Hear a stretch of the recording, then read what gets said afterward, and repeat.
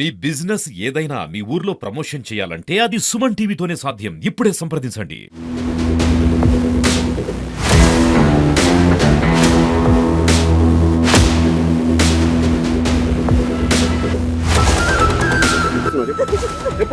మానవత్వాన్ని నిలువునా చిల్చిన ఒక ఘటన శిశు విక్రయం అనేది. శిశు విక్రయము 100% మానవ హక్కుల ఉల్లంఘన కిందకి వస్తుంది. ఇదే విషయాన్ని సీరియస్గా తీసుకున్న సూర్యాపేట సిసిఎస్ పోలీసులు సంతానాన్ని లేని దంపతులని టార్గెట్ చేసుకొని చిన్నారుల శిశు విక్రయాలను పాల్పడుతున్న ముఠానైతే గుట్టురట్టు చేసిన పరిస్థితి కనపడుతోంది. సూర్యాపేట జిల్లాలో దాదాపు ఇప్పటికే 12 మందికి పైగా చిన్నారులను పోలీసులు అదుపులో తీసుకొని పరిస్థితి కనబడుతుంది. ప్రస్తుతం మనం చూడొచ్చు, కొంతమంది ఇంకా పోలీసులు అదుపులో తీసుకొని వాళ్ళని అక్కడి నుంచి తరలిస్తున్న పరిస్థితి అయితే కనబడతా ఉంది. ప్రస్తుతం ఇక్కడ చాలామంది 12 మందికి పైగా చిన్నారులను పోలీసులు వాళ్ళని పట్టుకొని ఇక్కడ స్టేషన్కి అయితే తరలించిన పరిస్థితి కనబడతా ఉంది. మొత్తంగా చూసుకుంటే ఈ విషయం ఒక దేశవ్యాప్తంగా కలగలుగుతుంది. దాదాపు ఈ 122 నుంచి దాదాపు 100 మందికి పైగా చిన్నారులను విక్రయించినట్లయితే తెలుస్తూ ఉంది. దాదాపు ఎక్కడ చూసినా కూడా ప్రస్తుతం పోలీస్ స్టేషన్ పరిసరాల ప్రాంతాల్లో ఎక్కడ చూసినా కూడా ఇదే ఒక పిల్లల ట్రాఫికే వాతావరణం కనబడతా ఉంది. కొంతమంది ఏడుస్తూ ఉన్న పరిస్థితి కనబడుతుంది.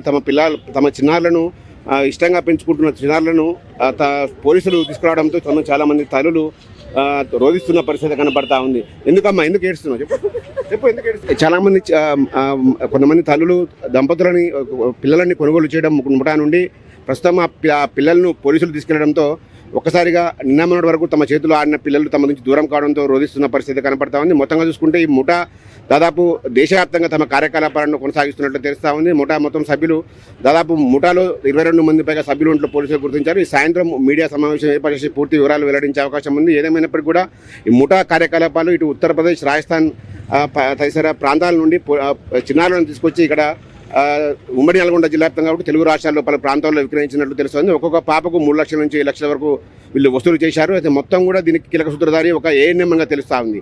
అసలు ఏఎన్ఎం ఎవరు, ఈమె ఎంతకాలం నుంచి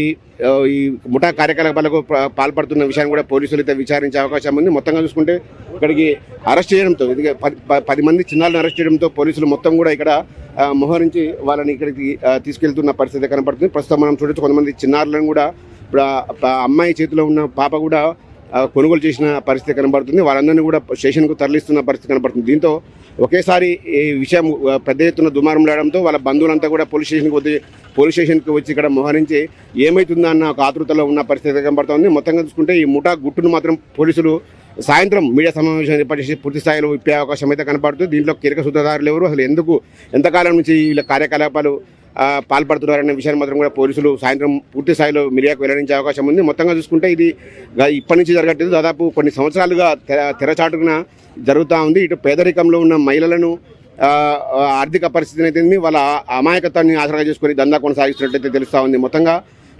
ఇప్పటికైతే దాదాపు 12 మంది చిన్నారులను ఏదైతే తల్లిదండ్రులు కొనుగోలు చేశారో 12 మంది చిన్నారులను పోలీసులు స్టేషన్కు తీసుకొచ్చి వాళ్ళ ఆధీనంలో ఉంచుకున్న పరిస్థితి ఉంది. వాళ్ళ తల్లులను కూడా తీసుకొచ్చి కౌన్సిలింగ్ చేస్తున్నారు. అసలు మొత్తం వివరాలు కూడా సేకరిస్తున్నారు. ఎంతకాలం అయింది, ఎంతకు కొన్నారు, ఎవరి నుంచి కొన్నారు అనే విషయం మొత్తం పూర్తి స్థాయిలో ఆరా తీస్తున్నారు. మొత్తంగా అయితే ఈ సాయంత్రం అయితే పూర్తి స్థాయిలో మీడియాకు సమావేశం ఏర్పాటు చేసి మొత్తం వివరాలు కూడా వెల్లడించే అవకాశం అయితే కనబడతా ఉంది.